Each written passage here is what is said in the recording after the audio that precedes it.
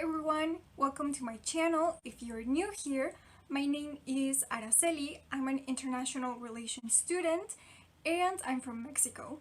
So if you don't know what my channel is about, I talk about international relations and what is going on in the world, but I decided to do a little segment here dedicated to talk about Mexico's foreign policy because I know a lot of foreigners are very interested to know about what is going on in Mexico, so that's why I decided to do this little segment in English.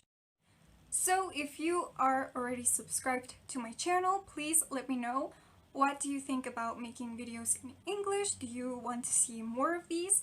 And if you are from a non-Spanish speaking country, please let me know in the comments down below, what do you think about these videos? And what other topics would you like to hear about from Mexico? Today, I'm going to be talking about a very controversial topic in Mexico's foreign policy right now, and that is President López Obrador's letter to the European Parliament. But before we dive into the letter, we need to understand the context. Right now in Mexico, 8 journalists have been murdered so far this year. And López Obrador, during his morning conferences on national TV, he harasses journalists, especially those who have talked about his corruption scandals, and right now Mexico is considered one of the most dangerous and deathly places in the world for journalists, outside of an official war zone.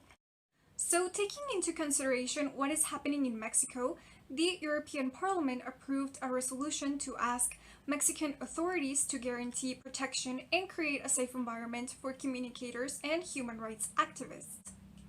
The legislators stated that the human rights violations have gotten worse since the last presidential elections when López Obrador was elected president, because ever since then, 47 communicators have been murdered. And they also worry that alongside murdering journalists and communicators, 95% of these cases are left unpunished. Finally, the parliament mentioned that the constitutional reforms to the electoral and justice system promoted by López Obrador raise doubts about the rule of law stability and legal security. Also, they are worried about a legislative proposal that seeks to limit civic participation of NGOs with foreign funding. López Obrador was not happy about the parliament's statement on the human rights situation in Mexico, so he answered with a letter. A letter that lacked any sort of diplomacy, and it truly pushed back all of Mexico's diplomatic history. This letter shows that Mexico's foreign policy during López Obrador's administration is not objective, and it has a very limited view of the world today, since it only focuses on the administration's national ideology. The letter, directed to the European parliamentarians, mentions things such as stop the corruption, the lies and the hypocrisies. It's a shame that you join like sheep to the reactionary strategy of a corrupt group that opposes the fourth transformation. A little side note here, if you are not from Mexico, you might be wondering, what is the fourth transformation? So the fourth transformation is how López Obrador refers to his government. It references Mexico's first transformation, which was the War of Independence. The second transformation was the Reform War, led by Benito Juárez, and the third transformation was the Mexican Revolution.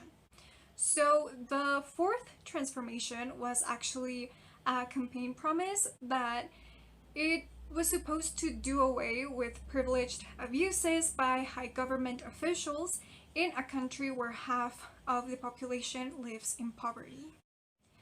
So now, going back to the content of the letter, he also mentioned that Mexico is no one's colony and that the state does not violate human rights like it did with previous governments when the European Parliament kept complicit silence. I would like to add a little disclaimer here because I can imagine that a lot of you who are not familiar with Mexico's national policy might be a little confused about the president's statements, and I did my best to translate parts of the text, but Mexico's president follows such a populist speech that it literally does not make sense to a foreigner's point of view. Now, the biggest issue with this statement is that the European Union is one of Mexico's main trade partners, and Mexico signed in the early 2000s the Free Trade Agreement with the European Union. This agreement has a human rights clause that mentions Mexico's commitment to respect human rights and preservation of democracy. So technically, López Obrador cannot accuse the European Parliament of interfering in Mexico's domestic issues because it's already part of their commercial agreement. Alongside the fact that López Obrador's letter lacks a valid argument, it's obvious that it shows that this is not the way to communicate with one of your main commercial partners, and López Obrador does not think thoroughly about his actions and the consequences they can have on Mexico. And I can also emphasize that he didn't even mention anything about taking into matters the violations against journalists.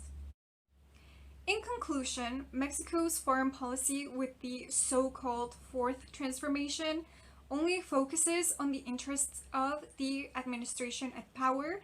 It does not have clear goals, lacks diplomatic protocol, and can even be considered aggressive. Even some of the members of López Obrador's political party, Morena, were not in favor of this letter, taking into consideration that he didn't even work with Mexico's Foreign Affairs Secretary, Marcelo Ebrard, and a president should never make statements like these out of rage and ignoring his team. This action can put at risk Mexico's national interest because it can affect Mexico's political and commercial relations with the European Union. And this mistake shows that Mexico with López Obrador is not prepared to take on international challenges. So I would love to read your opinion in the comments down below about this topic. What do you think about this issue? And also, if you have any other suggestions for further videos about Mexico's foreign policy, please let me know in the comments down below. Don't forget to subscribe to my channel and also like my Facebook page, follow me on Twitter and on TikTok. I'll see you in my next video. Bye!